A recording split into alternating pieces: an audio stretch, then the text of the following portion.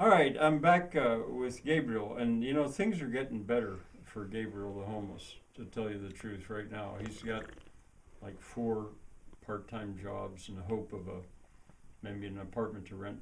Well, I'll tell you about that later.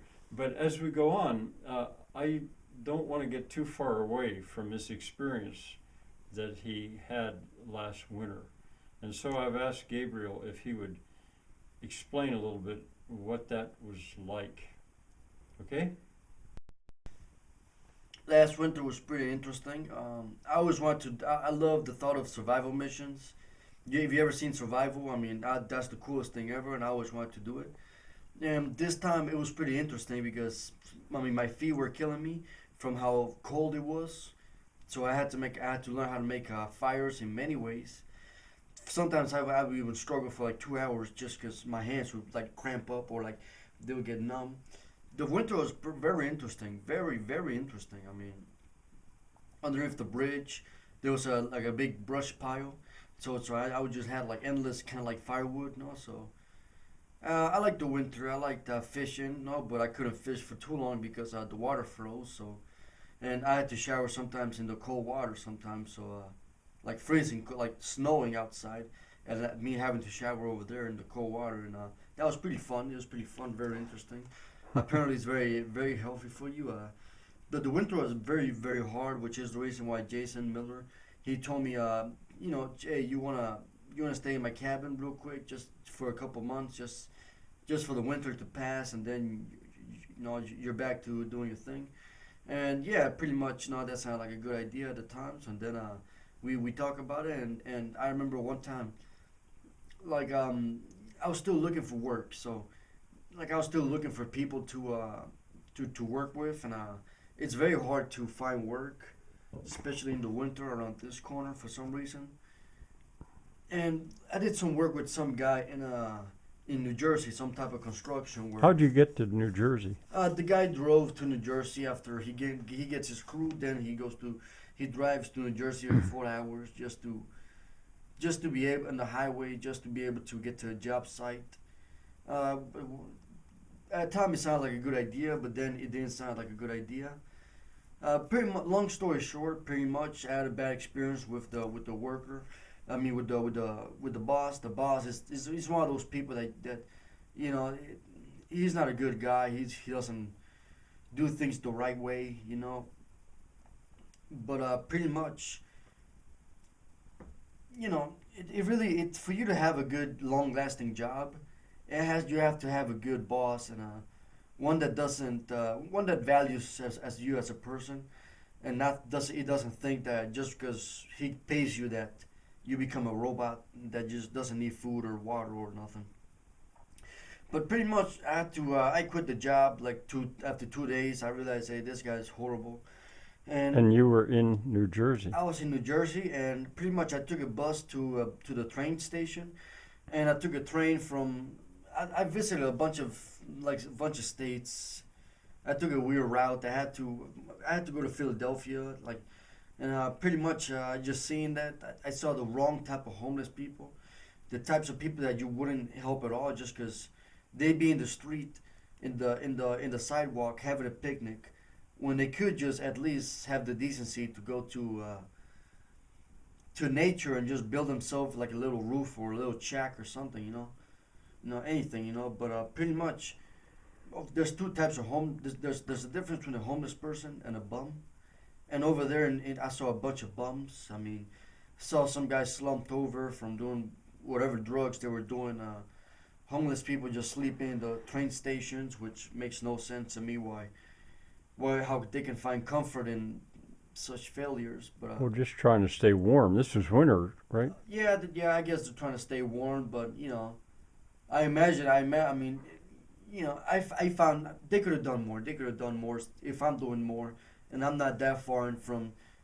Everybody has good things and bad things about their life. No, I imagine they're probably getting better help than me, something to or have better potential because everything is so close. So they don't have to. I feel like it'd be easier to get a job in the city. The point is, the I had to drive a train all across the city, and I saw everything I hated about the city, and The city is just horrible. It's just horrible for you. If you're living in the city, you probably don't think it's that bad, but trust me, it's bad just because. I mean, I don't know. I don't even know where to start. Just the city is just horrible, you know. Well, you don't. You're preaching to the choir. People, I mean, I agree completely. people like I feel like it's almost like when people see too many people in their life, when people are forced to just see people, they almost get used to not. It's hard for them to empathize with people because of the fact that they see so many of them and they can only care for so much, you know. As for the country, everything is more spaced out. You know, smaller towns. People are more. It's quality over quantity. You know, that's the best way to say it. How'd you get home? I just took the train. It was pretty interesting. I mean, I didn't sleep well that whole time just because.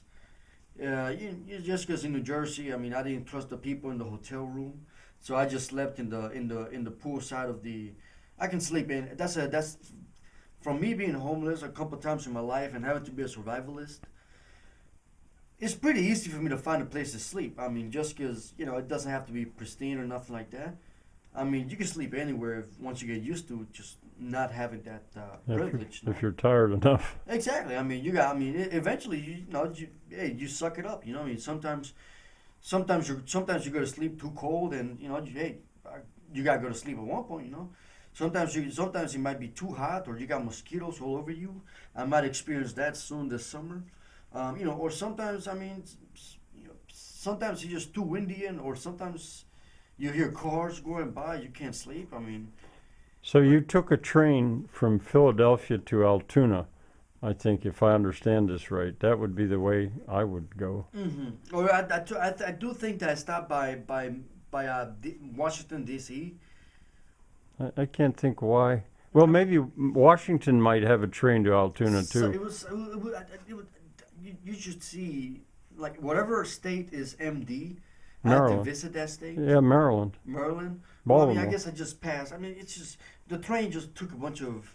It wasn't like a direct train ride to Altoona. Altoona. It was just like a weird side thing. Well, how in the world did you get from Altoona back to Cessna?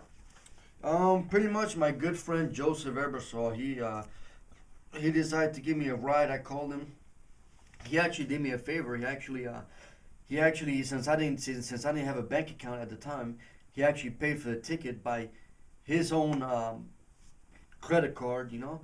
So you called him back in when you were still in New Jersey. Yep, and I didn't have enough money, and because it's very interesting the fact that I had to survive on throughout that whole little. It took a whole day of just driving. So like the whole train ride. I mean, since it took from like 9 in the morning to like almost like 7 in the night. You know.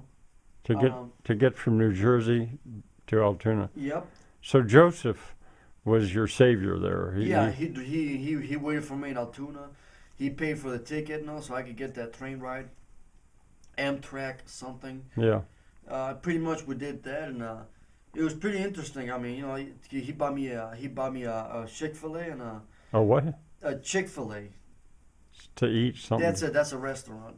Yeah. And pretty much, I mean, it was pretty much just a very bad experience. Very notable for work, how bad it was, and how you gotta do things to survive. That sometimes you